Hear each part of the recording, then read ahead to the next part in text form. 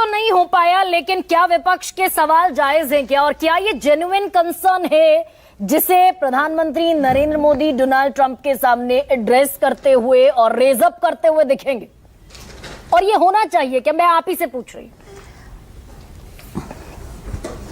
नमस्कार गरिमा जी, आपको भी और सारे जो पैनलिस्ट वहाँ मौजूद हैं। सबसे पहले तो मैं कहूंगी कि ये पहली बार नहीं हुआ है और शायद वो जो आपके कांग्रेस के प्रवक्ता सोज साहब बैठे हैं, शायद वो जानते नहीं कि 2009 में 734, 2010 में 800, 2011 में 590, 2012 में 570, 2013 में 550, 2014 में 590, 2015 में 708, 2016 में 1300 और अभी 2021 में 805 लोगों को डिपोर्ट किया गया है। यानी कि 2009 से ये जो शुरू हुआ है डिपोर्टेशन का मामला, तो आप पहले समझ लीजिए पहली बार ऐसा नहीं हुआ है, ये लगातार होता रहा है। और ये 2009 से मैंने आंकड़े दे दिए हैं, आंकड़े बहुत ज्यादा थे, बल्कि 2009 में और 2010 में अगर देखेंगे तो 800 मामले थे बनिस्बत 100 के। तो पहले अपनी जानकारी को आप दुरुस्त कीजिए। दूसरी बात, किस तरह से भेजा जा रहा है, वो पूरा जो प्रोटोकॉल है और जिस तरह से वो एसओपी है वो अमेरिका डिसाइड करता है।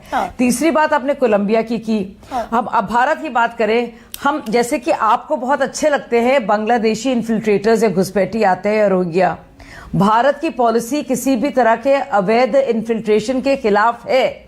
और कैसे आप उनको भारतीय और अपना मानेंगे? उन्होंने तो किसी तरह से इतनी मजबूरी से जाकर भारत का पासपोर्ट फाड़ने की वो जल्दबाजी में थे। तो आप चाहते हैं भारत के सामान्य टैक्स पेयर का पैसा उनको लाने में हो, कमर्शियल फ्लाइट से बिजनेस क्लास में लाया जाए और उनका ख्याल रखा जाए।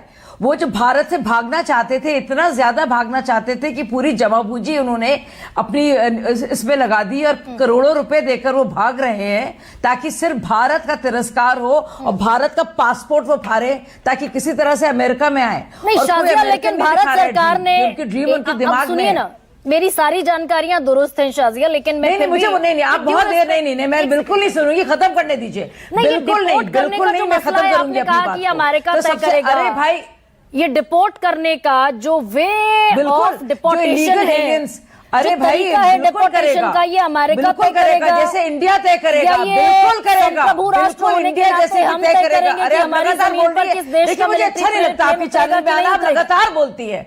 अरे आप क्यों इतना बोल रही हैं? आप क्यों इतना बोल रही हैं? मुझे खत्म तो करनी है अपनी बात को। अच्छा, मैंने आपने बोला है, देखिए आपने इतना 7:22 हो रहे हैं, आप लगातार बोल रही हैं। 7:18 तक आप बोली हैं और उसके बाद आपने 4 मिनट मौका दिया कांग्रेस के प्रवक्ता को। आप मुझे बोलने तो दीजिए, मैंने तो अभी शुरुआत की अपनी, मुझे आप बोलने तो दीजिए। तो मैं आपको बता दूं किसी भी तरह से, और सुनिए, और कोलंबिया के साथ क्या हुआ, बताती रहिए आप, जो भी आपको मना किया, जो भी बताना है बताइए। लेकिन अब हे भगवान, आप माथा पकड़िए, इस तरह का कम से कम ये प्रयास मेरे शो में सबसे बड़ा सवाल है। आप बोल लीजिए, मैं बाद में आ जाऊंगी। आप पॉलिटिक्स कैसे करेंगे? शाजिया इल्मी तय करेंगी, आप बोलिए। और मैं पत्रकारिता कैसे करूंगी? ये गरिमा सिंह तय करेंगी। बोलिए, मैं आराम से बैठी हूँ, मैं मोनोलॉग करने की इजाजत नहीं दे सकती भाई। 44 मिनट मेरे पास है, 5 मेहमान है मेरे पास। पत्रकारिता करना मुझे आप मत सिखाइए, मैं आपको राजनीति करना नहीं सिखाऊंगी। और मैं सीधा सवाल जो पूछ रही हूं ये कि मसला डिपोर्टेशन के तरीके का शाजिया है क्या? अगर कोलंबिया जैसा बहुत छोटा सा देश दक्षिण अमेरिका का कह सकता है कि हम अपने नागरिकों को गरिमा के साथ, डिग्निटी के साथ अपने ट्रांसपोर्टेशन से वापस लेकर आएंगे, वेनेजुएला कह सकता है, तो क्या हम भी कह सकते थे क्या? और क्या ये मसला उठना चाहिए क्या शाजिया? बोलते ही फिर हो जाती है तो फायदा नहीं कोई बोलने का। उनसे कह देंगे हम ऐसे ही बैठेंगे बिना उसके, क्योंकि शाजिया नहीं दिया तो कोई फायदा नहीं है। मतलब